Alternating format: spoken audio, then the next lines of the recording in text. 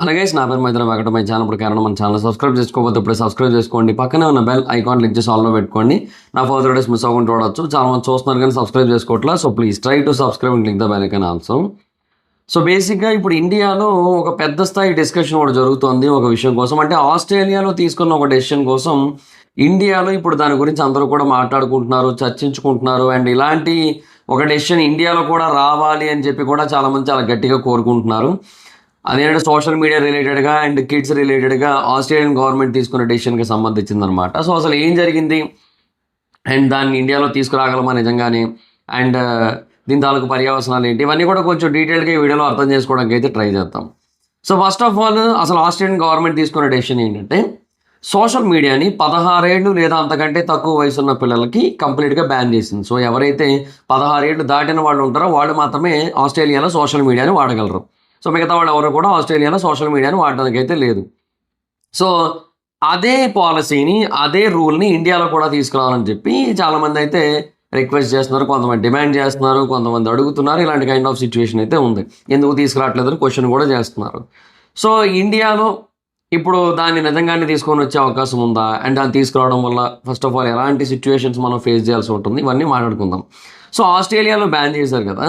So usually అని ఆస్ట్రేలియాలో population తక్కువ, మనతో కంపేర్ చేసుకుంటే ఆబ్వియస్లీ వాళ్ళ పాపులేషన్ తక్కువే ఉంటుంది. అండ్ ఆ తక్కువ పాపులేషన్ కారణంగానే వాళ్ళు ఇలాంటి ఒక డెసిషన్ని చాలా క్విక్గా తీసుకోగలిగారు, రైట్. అండ్ యూనో పోనీ మనలాంటి పాపులేషన్ ఉన్న కంట్రీ అయిన చైనా ఏదైతే ఉందో అది కంప్లీట్గా డెమోక్రటిక్ అయితే కాదు. దాంట్లో ఎంతో కొంత గవర్నమెంట్ తాలూకు కంట్రోల్ ఉంటుంది. అండ్ సోషల్ మీడియాలో వాళ్ళు ఏం చూడాలనే దానికి సంబంధించిన గవర్నమెంట్ మ్యానిపులేషన్ ఉంటుంది, ఇవన్నీ ఉంటాయి.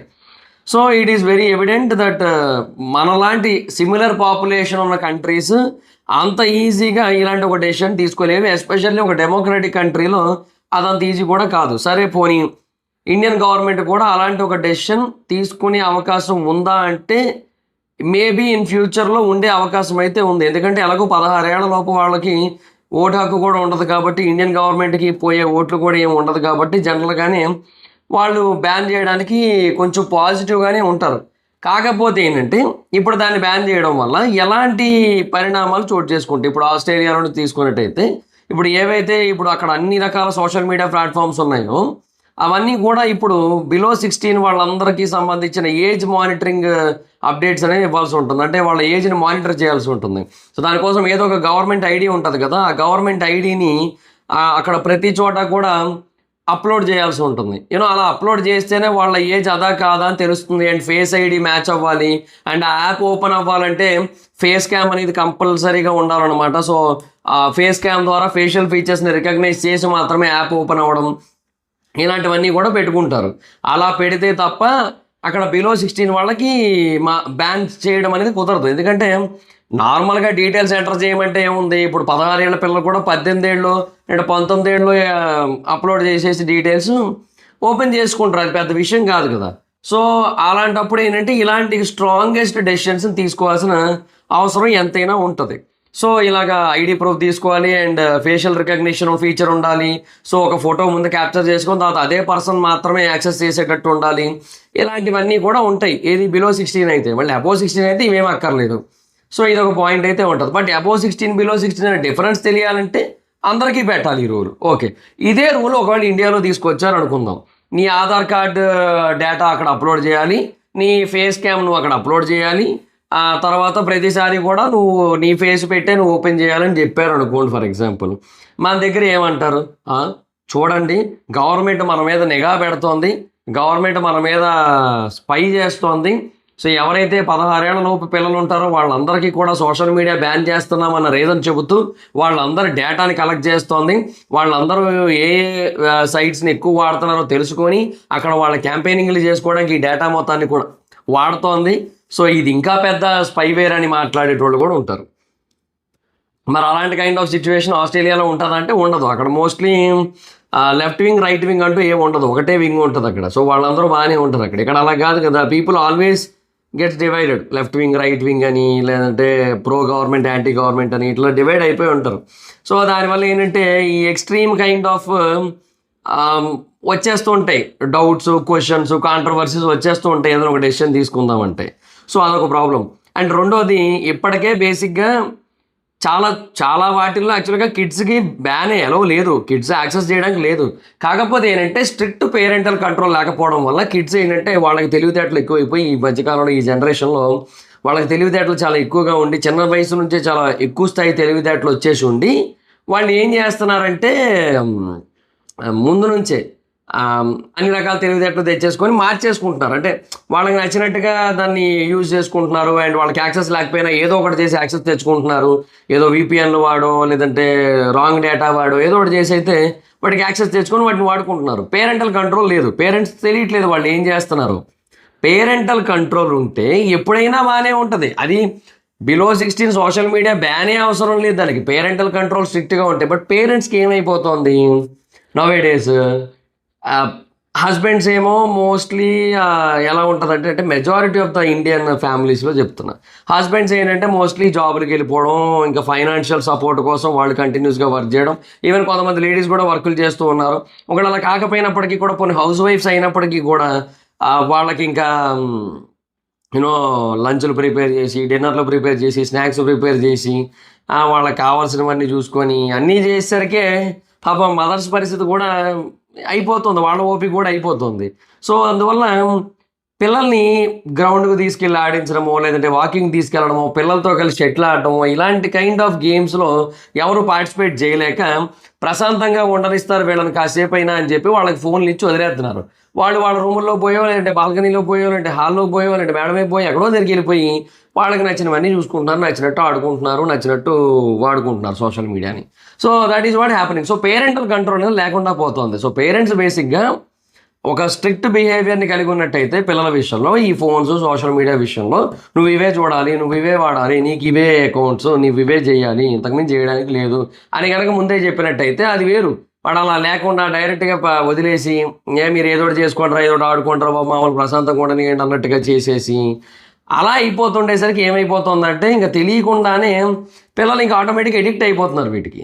సో ఇంకా అలాంటి ఒక సిచ్యువేషన్ వచ్చినప్పుడు దీన్ని బ్యాన్ చేసినా కూడా ఉపయోగం లేదు. ఇప్పుడు ఎవరైతే 16 ఏళ్ల లోపు పిల్లలు ఉన్నారో వాళ్ళు నాకు తెలిసి ఇప్పుడు కనీసం ఆ 10 ఏళ్ల టైం స్పాన్ అంటే ఇప్పుడు ఆరో సంవత్సరం ఉన్న వ్యక్తి నుంచి కూడా, వ్యక్తి అంటే అదే పాప బాబు మొత్తానికి 6వ సంవత్సరం వయసున్న అబ్బాయి లేదా అమ్మాయి నుంచి 16వ సంవత్సరం వయసున్న అబ్బాయి లేదా అమ్మాయి వరకు అందరూ కూడా ఇప్పుడు సోషల్ మీడియాని వాడుతున్నారు. వాళ్ళకి బాగా ఇంట్రెస్ట్ అనేది ఉంటుంది, వాళ్ళకి నచ్చుతుంది.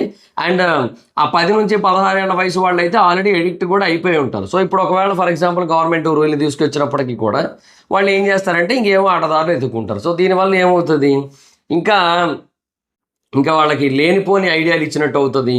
అండ్ దొంగదారులు ఎత్తుక్కోవడం ఎలాగో చెప్పినట్టు అవుతుంటుంది. మనం చెప్పక్కర్లేదు, వాళ్ళే ఎత్తుక్కుంటారు. బట్ అలా ఎతకడాన్ని ఇంకా ఎక్కువ చేసిన వాళ్ళం అవుతాం. సోషల్ మీడియాని బ్యాన్ చేయడం ఇండియాలో అంత ఈజీ కాదు. ఎందుకంటే ఇప్పుడు ఇండియాలో ఈ అండర్ 16 పీపుల్ పాపులేషన్ చాలా ఎక్కువగా ఉంది. అండ్ ఫర్దర్గా అంటే చాలా ఇప్పుడు ఆస్ట్రేలియా పాపులేషన్ కంటే అది ఎక్కువే ఉంటుంది మన దగ్గర, ఆస్ట్రేలియా మొత్తం పాపులేషన్ కంటే. అలాంటి పరిస్థితి ఉంది మన దగ్గర.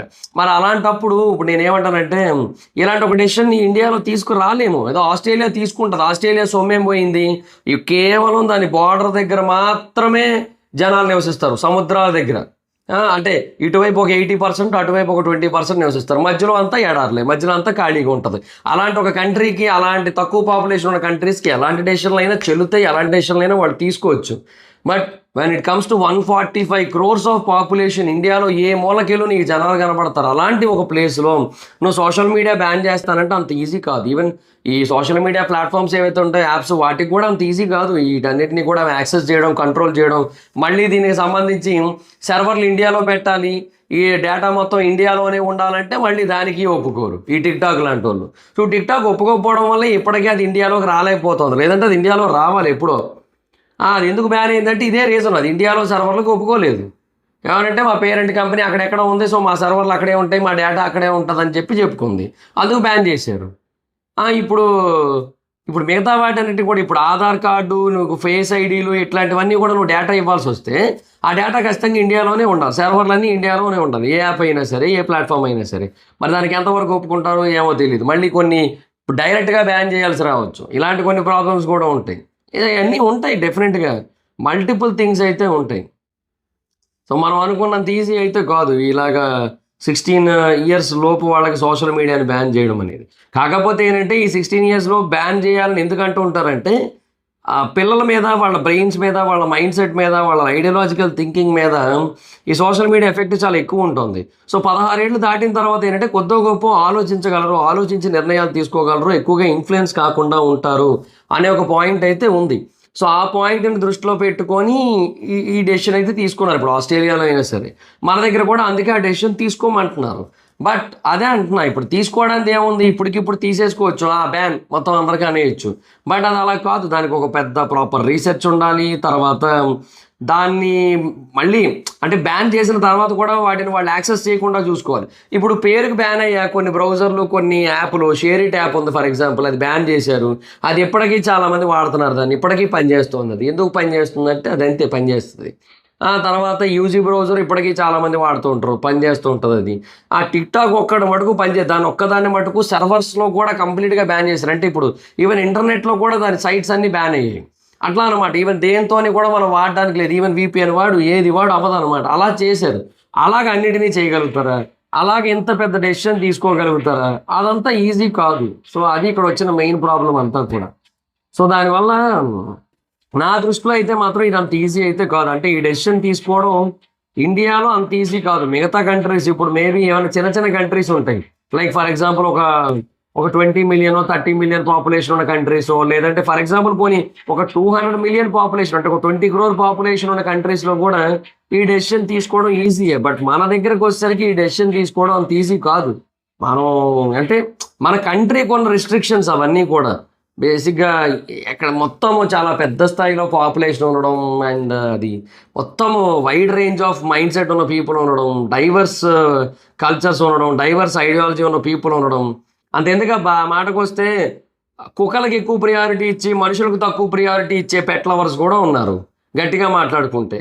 అట్లయితే పెట్స్‌ని కూడా బ్యాన్ చేయాలి. ఈ అపార్ట్మెంట్స్‌లో, సొసైటీస్‌లో వాటన్నిటిలోని కూడా. కేవలం ఇండివిడ్యువల్ హౌసెస్‌లో మాత్రమే పెట్స్ ఉండాలని చెప్పి రూల్ పెట్టుకోవాలి.